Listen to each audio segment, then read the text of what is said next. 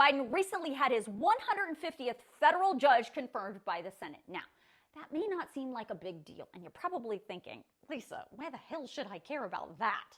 Well, you should care because whether you realize it or not, this could potentially have a huge impact on your everyday life. In fact, federal judges have already made drastic changes to your everyday life. Now, before I get into that, you need to first understand federal judges who are confirmed by the Senate, whether they sit on the bench in federal district court or in federal appeals court or on the Supreme Court, all get appointed to the bench for life. You heard me correctly. Federal judges confirmed by the Senate all serve a life term because that's what the Constitution says. As long as the judge has no bad behavior, the Constitution says, in order to ensure an independent judiciary, federal judges should be insulated, in theory, from the pressures of politics. They shouldn't have to worry about campaigning or being elected every year. Their ruling should transcend the passions of the public, and they should apply the law with only justice in mind. Now, many people, especially in the last decade or so, would question whether that's actually happening anymore, but I digress. Now back to these federal judges impacting your everyday life business.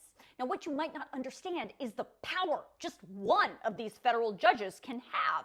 One federal judge can rule a law passed by Congress is unconstitutional and stop it from being implemented. One federal judge can block the usage of an abortion medication nationwide or overrule an immigration executive order by a president, or side with a state that says TikTok should be banned. And I could go on and on and on. And this is why I always say elections have consequences, because it is the President of the United States who gets to appoint these federal judges. And normally, they appoint judges who share their ideology. Of course, the Senate has to confirm these judges, but it's the president who gets to decide who goes before the Senate. So Democrat presidents usually appoint more liberal-leaning judges, and Republican presidents usually appoint more conservative-leaning judges. In fact, in just one term in office, many legal experts say former President Trump, with the help of then Senate Majority Leader Mitch McConnell, was able to remake the judicial system into a more conservative one.